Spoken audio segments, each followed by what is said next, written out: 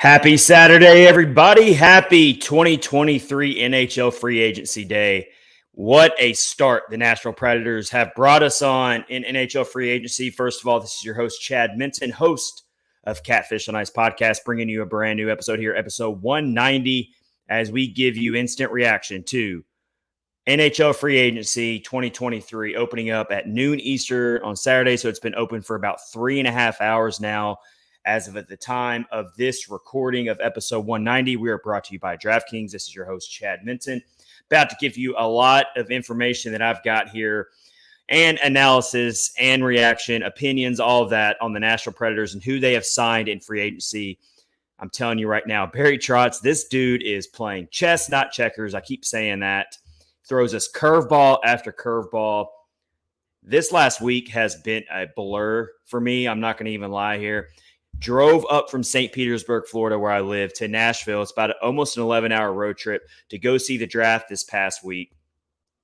Right before I left to go back to Nashville, Ryan Johansson gets traded. Had a little bit of time to put an episode out. You can see it on our YouTube channel right now. Reacting to that. Then make the drive to Nashville to go to the 2023 draft. First of all, an amazing experience of a lifetime. Was so cool. Bridgestone Arena did a great job hosting the event. Got to see some viewers of the podcast. Got to see some old friends. Was a blast, but it was kind of a blur in a way. We didn't know if Barry Trotz was going to trade up into the top 5. We were hearing it. We were hearing Yaroslav Askarov was on the trade block. All this craziness happened, and in the end, not too much of craziness ended up really happening. The Predators kept their picks. We're going to do a full breakdown of the whole draft in the full portion of our episode later this week. Once Rich Howe can hop back on the podcast, my awesome co-host, we're going to get him back on here. We'll do a full episode breaking down the draft and all that. But this episode, which is going up on our YouTube channel, is for the full purpose of reacting to what's happened today with NHL Free Agency opening and the Predators diving right into the deep end. They were not shy today. They signed Ryan O'Reilly first to get things going. Of course, that's the big piece in all of this. Then they go and get Luke Schenn, a defenseman. Did not see the Predators going out and getting themselves a defenseman today. I will be fully transparent on that one. Did not see that coming, and I'm having a hard time wrapping my head around the Luke Schenn signing, but I'm going to try to make sense of it. I feel like I'm doing a Rubik's Cube in my brain right now, trying to figure out that one.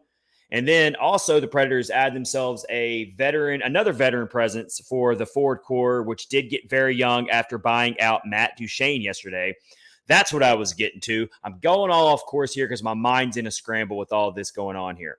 That's what I was getting to. So I drove back from Nashville overnight going into Friday, got it back home into St. Petersburg at around 7 a.m. local time as the sun was coming up. Then had to go to the day job that day. I got a couple hours of sleep, had to go back to work that day to the day job that pays the bills, which unfortunately is not doing this podcast, but be that as it may, got some sleep, wake up to hear about right before I go to work, still half asleep, to find out that Matt Duchene had been bought out. So I had to wrap my mind around that. Then I'm going into free agency thinking, you know what? I don't know how much the Predators are really going to do. But, man, do we keep getting curveballs from Barry Trotz.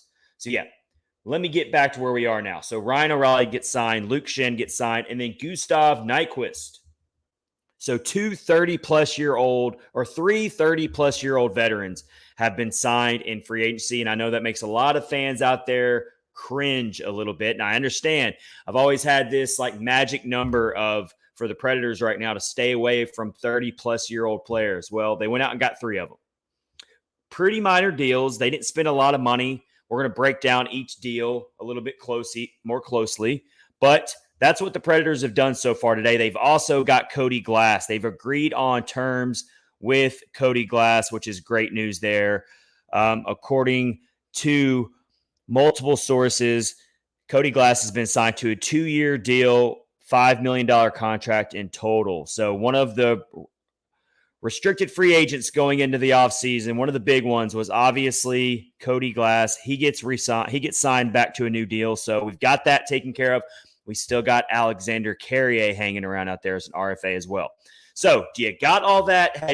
Are you keeping up here? That is what we're going on here with episode 190, NHL 2023 free agency frenzy, as I'm calling it, Ryan O'Reilly, Luke Schenn, and Gustav Nyquist get picked up by the Predators in free agency. Just wild. All right, real quick, I'm going to break down each one of these free agency signings. But before we do that, I want to take a quick look at where the Predators stand right now, according to Puckpedia, in terms of their cap breakdown after making the signings they've made so far. This is according to puckpedia.com. I'm going to share it on the screen here. Yeah, so right now they've got a projected cap space of almost just shy of 12 million, according to puckpedia.com. So they've still got some space to work with here, and that's kind of why we were thinking, okay, they're probably clearing out short-term cap space. That's why the Ryan Johansson trade happened. They only had to retain 4 million of that. Then they buy out Matt Duchene to get a little short-term cap space, although it really does suck that we're going to be taking on more dead cap money. That's never a good thing. You're still paying Kyle Turris at this point $2 million a year. So yeah, not a great look, but Barry Trotz is literally swinging for the fences like he said he was going to do. One thing we can give Barry Trotz credit for right now is he is doing what he said he was going to do. He is swinging for the fences. So there you have it right there. There's the latest from Puckpedia on what the cap situation looks like for the Predators. And let's say this as well. After the buyout happened of Matt Duchene, the Preds had to get cap compliant. So they had to do something. They had to make some signings here. They couldn't just leave the roster with the way it was. Now, a lot of people are worried that some young guys are going to lose some coveted roster spots right now. Well, guess what? This is what you had to do here. I still think the core young players that played really well down the stretch are safe. Obviously, Cody Glass is safe. Tommy Novak is safe. I've heard Barry Trotz bring up Novak in detail about how much he likes Tommy Novak. I think that Luke Evangelista more than likely is going to be a starter on opening night as well. I'm thinking about Luke Evangelista on that top line with Philip Forsberg and Ryan O'Reilly as your top line center. I'm really, really liking the possibilities of that, but I'll save that for a little bit later. So that's what we're looking at here. Currently for the Preds cap situation after these signings, after getting Cody Glass to a $5 million contract on 2 years, Nyquist, O'Reilly, and Luke Schenn also signed. That's what it's looking like. Let's move on here and let's talk about Ryan O'Reilly, the major of the signings today. This guy, okay, here's what I think about with Ryan O'Reilly. He's just a bona fide winner. He's always won everywhere he went. He was the Conn Smythe winner for the St. Louis Blues when they broke their cup drought in 2018, 2019. That's when he really just started taking the league by notice. He's always been a great player. He's always been in the running for the Selk Trophy. He's won the Lady Byng Trophy before. He won the Conn Smythe Trophy, of course, as I just mentioned. The dude is just a winner. He's a leader. He brings that locker room culture that Trotz has said he wants. He wants guys who know how to win, who can breed that winning culture. He's trying to build that back up in the locker room. I don't know what that says about Johansson and Duchene. I'll leave that to the side for you to think about, but it really says something to me that Trotz has really taken an axe to this team and really not wasting any time, as he's now officially entitled the second general manager in Nashville Predators history. Pretty amazing stuff. So Ryan O'Reilly, 4-year deal, $4.5 million AAV. I'm not crazy about the 4 years because the guy is 32 years old, but on the front end, that's a pretty manageable salary of $4.5 million for what, I mean, he's that low because he is 32 and he is on the back end of his career most likely. But I look at a guy like Ryan O'Reilly and honestly, I don't worry about his age too much because, like I said, the dude is a winner, and I'm not worried about him tanking too far down this early in the contract. Maybe year 3 or 4, you worry about a little bit more, but we're not in the business of worrying about year 3 and 4 right now. Most GMs don't worry about that far down the road. They're thinking about how can we win now? How can we win now? That's what we're thinking about with Ryan O'Reilly joining this team. I saw the news first be shared by Elliot Friedman, but everyone jumped on it really quick here when Ryan O'Reilly was signed. It was within the first 15 minutes of free agency opening we found out about Ryan O'Reilly joining the Preds. So there it is from Sportsnet, who's another great follow to keep up with all this. Ryan O'Reilly. Now, I got to ask the question to all of you, and when we get this uploaded on YouTube, drop it in the comments below. Hit me up on Twitter at Chad_Minton to let me know how you feel. Ryan O'Reilly, where does he fit into the opening night roster with the Predators? I just threw it out there. I think for sure he's going to be the favorite to get the top line center role. You want a veteran who's been there through the battles and done all that on that top line. So I like Ryan O'Reilly on the top line center now, most likely, with Philip Forsberg, of course. I like what those two can do. I'm looking for Ryan O'Reilly to bring out the best in Philip Forsberg. We desperately need Forsberg to take on that next tier. We know he has it in him. We know he has the talent. We need him to take that next level up. I think playing with Ryan O'Reilly will help facilitate that. Matt Duchene wasn't even playing center anymore. He was playing the wing. So now we're swapping for Ryan O'Reilly, a true center. We just lost Ryan Johansson as a center. So you looked at your center core before we signed Ryan O'Reilly just now, and it was so young. And yes, a lot of talent, a lot of upside, a lot of hopes for the future. But the center core was looking very inexperienced. And I think that's what this Ryan O'Reilly signing really takes care of here now that Ryan Johansson is gone. So I think you move Cody Glass to the second line center role. Then you got to figure out what you're going to do with Tommy Novak and Juuso Parssinen. Which one of them do you want to play wing? And which one of them plays center? Because they can do both. But we know they can all be centers. Where does Philip Tomasino go? He's probably a wing at this point in his career, obviously. Don't think he's ever going to be a true NHL center. And then you've got Colton Sissons, of course, still as a center. Mark Jankowski, I don't know. He can play center as well. We got to see how all the centers are going to be sorted out, and that's going to be sorted out in training camp. You can speculate all you want right now, but we really don't know, other than I feel pretty confident that Ryan O'Reilly and Philip Forsberg are going to be on the top line. Does Luke Evangelista go on the other wing over there? I love that. I'm thinking long and hard about that, and I'm really liking the possibility to have that top line and thrusting Luke Evangelista into that role and seeing if he's ready for it. You can always make the switch if he shows he's not ready for it, but I really like the idea of that. So that's my early thoughts on Ryan O'Reilly. Not crazy about 4 years, but I'll live with it.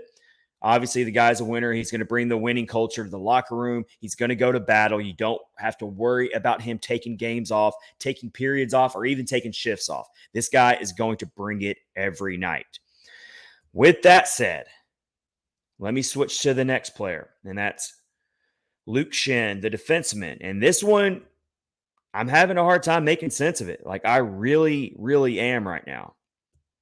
I did not see the Predators adding a defenseman in this free agency pool. I just did not. I thought that they were going to move steady ahead with their 6 defensemen that they've already got on the books.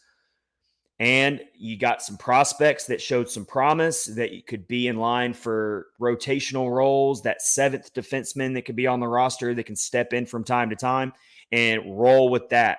You already had Roman Josi, obviously, in there. You had Ryan McDonough. You have Tyson Barrie at least until the trade deadline next year. And then we'll have to wait and see what happens with Tyson Barrie, because he is going to be a very intriguing trade opportunity for the Predators at the deadline to dangle out there. But you had Tyson Barrie.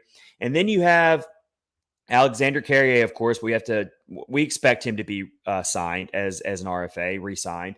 So assuming that happens, then your bottom pairing looked like Dante Fabro, some combination of Dante Fabro and Jeremy Lauzon, and then putting in different defensemen here and there to play spot starts, whether that's Spencer Stastny, whether that's Jake Livingstone. I mean, we don't really know what that 7th defenseman might look like. Jordan Gross, of course, is out there. But now you got Luke Schenn. What does that mean? What does that mean for... I'm thinking Dante Fabro, honestly. What does that mean for Dante Fabro, who's he's signed for 1 more year, and then he's an RFA. So you're not committed to Dante Fabro long-term right now. Whereas Jeremy Lauzon is on a long-term deal right now. A really odd long-term deal, but Jeremy Lauzon is on a long-term deal. It's a cheap long-term deal, but Jeremy Lauzon is signed through through 2026-27. So 3 more years for Jeremy Lauzon. So I can't imagine that he's going to lose too many starts. So does Luke Schenn become your bottom pairing defenseman with Jeremy Lauzon and just have a good, proven veteran to play alongside the hard-nosed Jeremy Lauzon who lays the lumber out there? That's what I'm thinking is very likely. Luke Schenn signs just a 3-year deal worth $2.75 million per year. He's 33 years old. It's a cheap deal, so $2.75 million. That's barely above Dante Fabro's AAV, and it's barely above Jeremy Lauzon's AAV of $2 million per year. So you get him for moderately cheap. I'm just kind of confused by what that means for Dante Fabro. I think Dante Fabro is the one that's probably going to lose the starts out of this for Luke Schenn. Dante Fabro might become your rotational defenseman at this point, and it just shows that I don't know how much faith they have in Dante Fabro long term. That's what this Luke Schenn signing tells me, personally. Then let's move on from that one. Not crazy about the Luke Schenn signing, if you couldn't tell, but I'll roll with it. I want to see what Barry Trotz has to say about it before I make too many judgments on it, but it is a confusing one for sure. Let's move on to Gustav Nyquist, the other one that got signed today. As more veteran presence, is another 30-plus-year-old player. He's definitely kind of gone down the downturn of his NHL career, as what's normally happens when you hit that age. But Nyquist comes in here as a left wing, right wing. He can play both sides. He can give you some more depth in the bottom six. More than likely, he's going to take away a spot from a Kiefer Sherwood probably, or a Michael McCarron, or, I'm thinking Cole Smith. Those types of players are going to lose spots now for Gustav Nyquist. That's what this move tells me. It's another really moderately cheap deal, $3.185 million for 2 years. A little high for me, to be quite honest, but only 2 years. Let's see what he can bring. So clearly Trotz wanted to get out there and add some veteran presence to the locker room because it did get maybe a little too inexperienced for his liking. And it's been made very clear that this is not a rebuild. And to stop using that term rebuild, it is not a rebuild. You can call it whatever you want, but it's not a rebuild. You can call it a reset. This feels like Barry Trotz did what we used to do when things don't work. You turn it off and turn it back on. That's what this all feels like to me. Is not a rebuild is you literally throw the thing in the trash and you go out and buy a new one. Now, although it seems like he's thrown a lot of things away, he's trying to keep this to where we can still make some noise and be competitive enough to get into the playoffs next year. He's not interested in this whole tanking scenario or putting out the youngest team you can out there and then just being content with being a last place team or close to a last place team and having the longer term picture in mind. Just don't think that's what Barry Trotz was interested in. And it's very clear, especially when you go get a Ryan O'Reilly, but even when you go get a Gustav Nyquist, who's going to steal a spot from somebody who's on the young side, obviously. I think most likely you're looking at Cole Smith or Kiefer Sherwood losing a spot in the lineup on a regular basis for a Gustav Nyquist. But you look over the lineup right now after that, you still got like a lot of questions to be figured out on how you're going to sort this lineup out. I would like Nyquist to be on a line possibly with Colton Sissons as the center. Looking ahead here, Colton Sissons as the center, and then let's see where Yakov Trenin goes possibly on that line. If you put Yakov Trenin, Nyquist, and Colton Sissons, not a bad third or fourth line there. The thing about Nyquist is you don't know how much he has left in him. He's not going to give you a ton of scoring, but he could give you a little bit of depth scoring. He can definitely provide you a little bit of offense, because one thing we know about the Predators is they were offensively starved last year, and you're trying to address that here with some of these guys coming in. And you're hoping that these younger players don't go through the quote-unquote sophomore slump. They went so hard in the paint down the stretch to get the Predators somehow miraculously into the playoffs, 3 points shy of the Winnipeg Jets, to tie them in the standings, to beat one of the final playoffs teams. We don't know. That would have ended probably pretty ugly. Maybe the second straight playoffs where the Predators might have gotten swept. It would have been very well possible.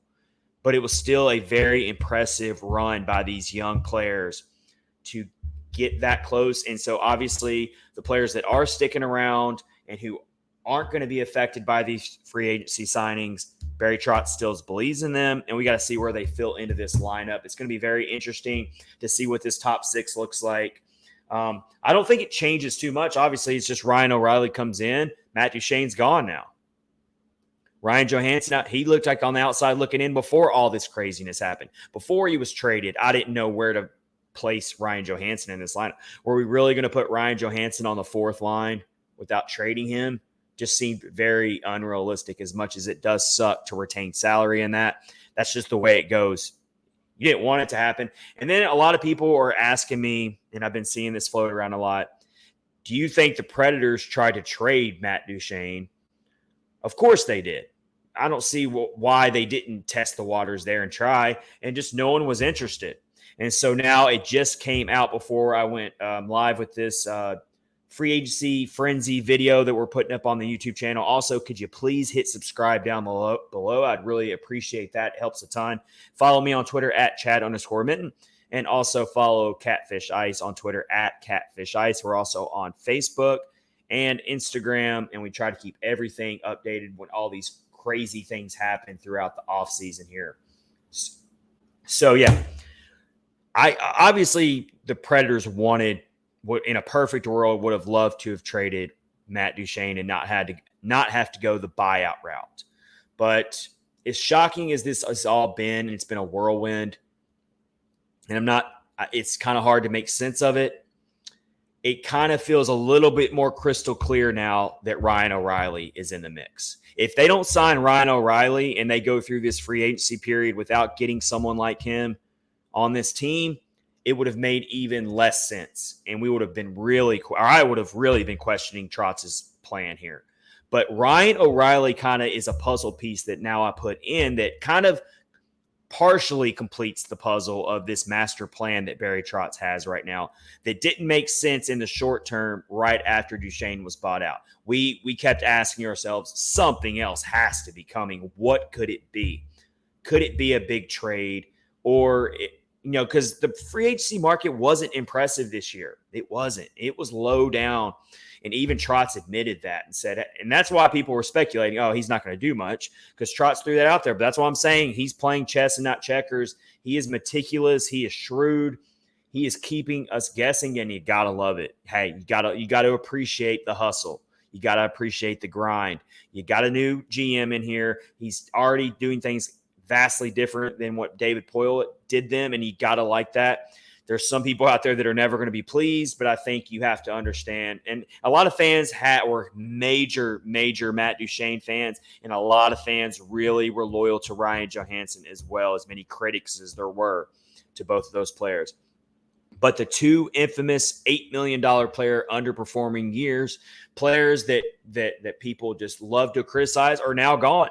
You're still paying them, but they are gone, and you do have those roster spots available. You swoop in and get Ryan O'Reilly, and it does ease the pain a little bit for me of buying out Matt Duchene, who I fully respect. I fully respect both of them, Johansson and Duchene, but they did not live up to those contracts. They were never going to live up to those awful contracts. And eventually, it took a while, but we got through it. And now we got to early look at what the 2023-24 Predators roster is going to look like. I'm wondering where Philip Tomasino is going to fit into all of this. Very much so. I'm wondering if Juuso Parsons is going to play center or wing after all of this. And again, that top line, give it to me. Ryan O'Reilly, Philip Forsberg, and Luke Evangelista. Give me that top line. I'll be really interested to see how that top line performs, and let's see if Evangelista can live up to the pressure of playing with those two very talented players. You can have yourself three really offensively gifted players who have different roles and in different parts of their careers, obviously, and they can all complement each other very, very well. As far as the defensive core, now that we throw Luke Schenn in there, I already kind of touched on it, but Dante Fabro I think he's going to lose some starts here now that Luke Schenn is in the mix. That's the only way I can make sense of it. The Predators may still not be done here. Keeping up with all this, of course. Oh, yeah, I wanted to mention real quick. Matt Duchene goes to the Dallas Stars for $3 million AAV. What a steal. What a grab and go for the Dallas Stars to get Duchene for not even half the salary that the Predators were paying him. You want to talk about value? Matt Duchene gets some new scenery in Dallas. He can definitely thrive there. So now we're going to have to deal with Johansson and Duchene on Central Division rivals. Kind of a tough pill to swallow, not going to lie there. But good for Matt Duchene. I'm happy for him. We knew he was going to land somewhere as a UFA. They were going to snatch him up quick. So, yeah, Dallas makes a big move, a value pick. They got to be happy about that in Dallas. If I'm a Dallas Stars fan, I'm loving that based on that value of $3 million a year for Matt Duchene, who is not far removed from having an 80-point season. Not far removed from it at all. So he is going to provide a lot of extra scoring for them and veteran presence for them. Wish the best to him and to Johansson. A lot of Avalanche fans seem to be very happy about getting Johansson too for $4 million a year. So do that math really quick for you. Our $8 million infamous players, Johansson and Duchene, $8 million apiece, are now on different teams for a combined $7 million per year. If that doesn't make your head want to explode, then I don't know what will. We are going to do a full episode with Rich Howe and myself breaking down the draft because there's a lot to get to there. Talk more about the Matt Duchene buyout. Talk more about what's ahead this offseason. But until then, we wanted to get this video up for Catfish on Ice's YouTube channel. So enjoy it. Thanks for listening. Brought to you by DraftKings, promo code THPN, and part of the Hockey Podcast Network. Everyone stay safe, take care, and enjoy the rest of your weekends.